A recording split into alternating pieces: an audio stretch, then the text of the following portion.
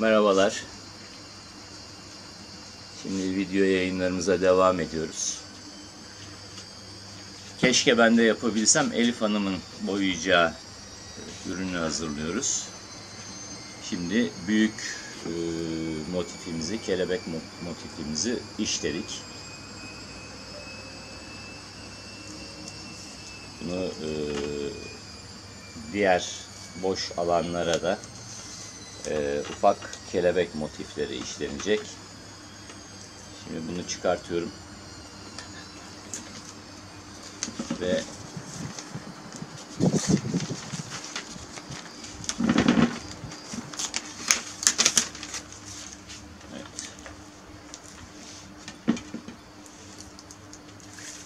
bununla işimiz bitti.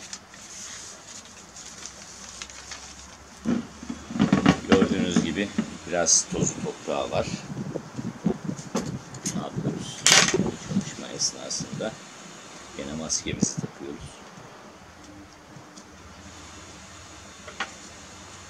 Şöyle bir mutfağımızda, banyomuzda kullandığımız fırçayla yüzeyindeki tozları alıyoruz. Bu hani bir çalışma yaparken oraya buraya dökülmesin. Bir de deliklerin düzgün olup olmadığını net olarak görebilelim diye. Bu ön bir kaba temizlik. Daha sonrasında komple tamamlandığında bir zımpara geçilecek üzerinden. Arka delikleri de temizlenecek zımparayla. Şimdi bunun üzerine yeni motiflerimizi ekleyeceğiz.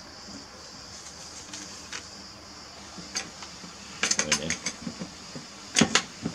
Burada bir kaba parça kalmış. Onları da alıyorum.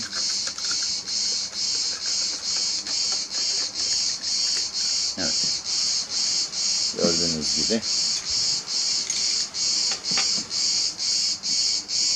ilk büyük ana motifimiz çıkmış vaziyette. Evet, güzelce silelim. Tozdan biraz kurtulalım.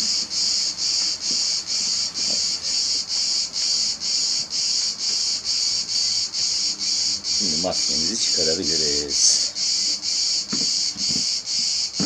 Burada arka alanda şu şekilde hazırladığım kelebek motiflerini kullanacağım. Buraya 2 adet kelebek motifi işlemeyi planlıyoruz.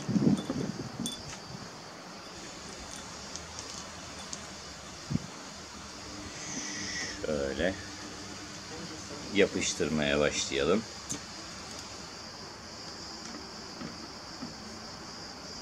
Dilediğiniz yere yapıştırabilirsiniz. Beğenmediğinizi rahatça yerini değiştirebilirsiniz, yönünü değiştirebilirsiniz. Bunda bir sıkıntı yok. Evet, şu şekilde birinci motifimizi yerleştirdim. Bunun altına da ikinci bir motif koyacağım. Bunun ağırlıklı görsellik, gündüz görselliğinden ziyade, çünkü şey duracaktır, bu arka tarafı pek görünmeyecektir. Ancak gece görselliğinde arka tarafına duvara ışık yansıması için motifler kullanmak çok güzel oluyor. Bunun zaten en büyük özelliklerinden biri duvara yansıması, zemine yansıması. Etrafına o deldiğimiz deliklerden etrafa verdiği ışıklar çok güzel bir ambiyans yaratıyor geceleri. Diğer videomuzu izlediyseniz gece aydınlatmalarını orada net olarak görmüşsünüzdür. Gördüğünüz gibi buraya 2 tane kelebek motifi yerleştirdik. Şimdi bunun delme çalışmalarına başlayacağız. Onu da size ayrıca videosunu çekeceğim. Şimdilik bu kadar. Diğer delme videomuzda görüşmek üzere diyorum. Merhabalar. Bir önceki videoda yapıştırmalarını yaptığımız, işleyeceğimiz motifleri yapıştırdığımız lambaderimiz için şimdi çalışmaya başlıyoruz. Delme çalışmalarına başlıyoruz.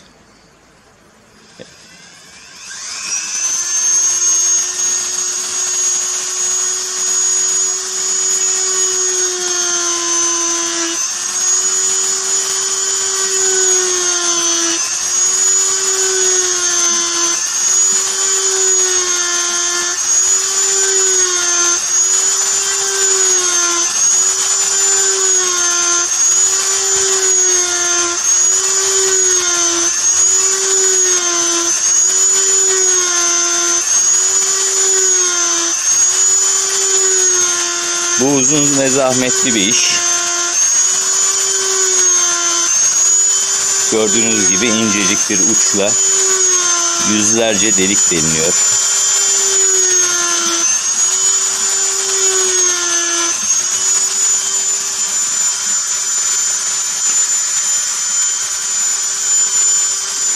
Daha önce de belirttiğim gibi mutlaka ve mutlaka maske ve eldiven kullanıyoruz.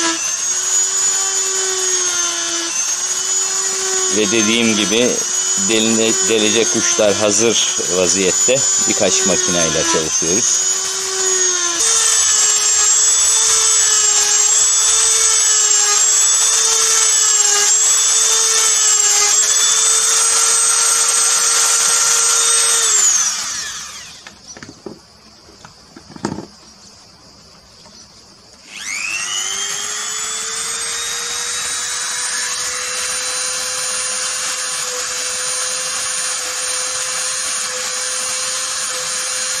Gördüğünüz gibi devamlı uç değiştirerek motifler ince ince işleniyor.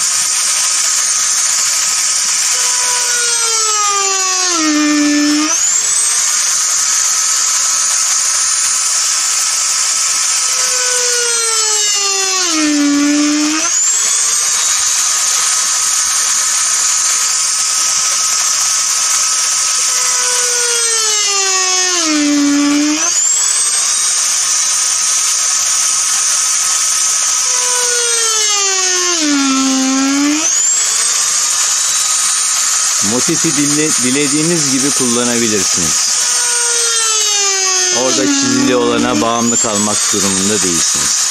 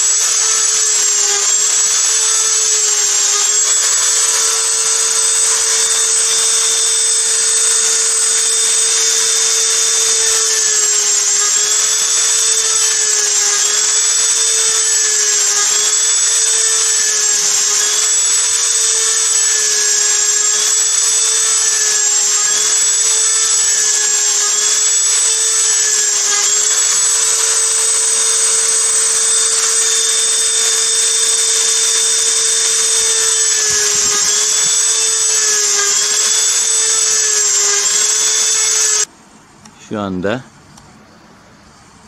arkaya işlediğimiz kelebek motifleri şekillendi.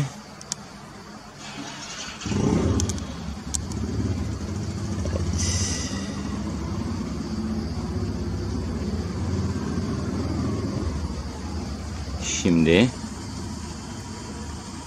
borumuzun üzerindeki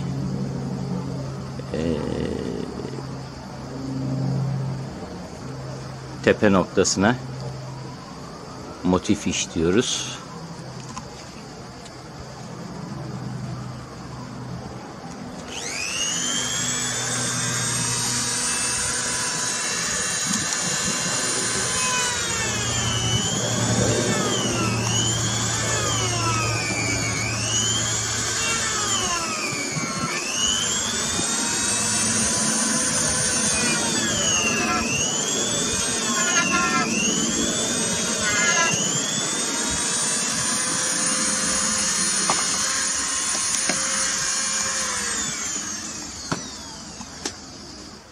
Şimdi işin zor kısımlarından, hatta en zor dediğimiz kısımlarından birine geldik. Ana motifimiz kelebeği, biliyorsunuz daha önce delmiştik. Şimdi bu kelebeğin kanatlarını kaldırmamız gerekiyor. Dolayısıyla orada bir kesim işlemimiz var. Şimdi kesim işlemimiz başlıyor.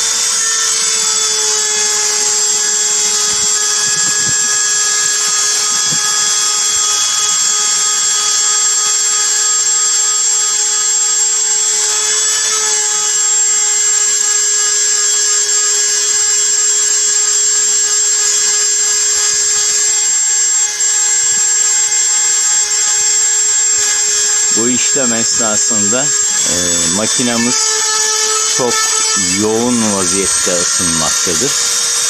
Daha önce belirttiğim gibi mutlaka ve mutlaka birkaç makineyle birlikte çalışmak gerekmekte. Bunu asla unutmayalım.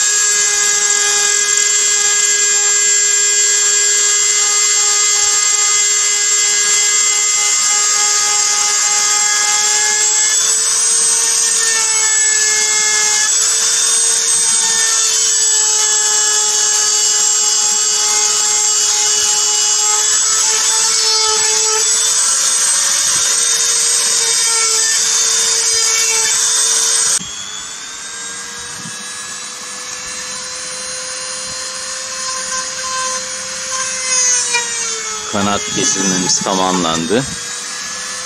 Şu anda kenar zımparaları yapılıyor.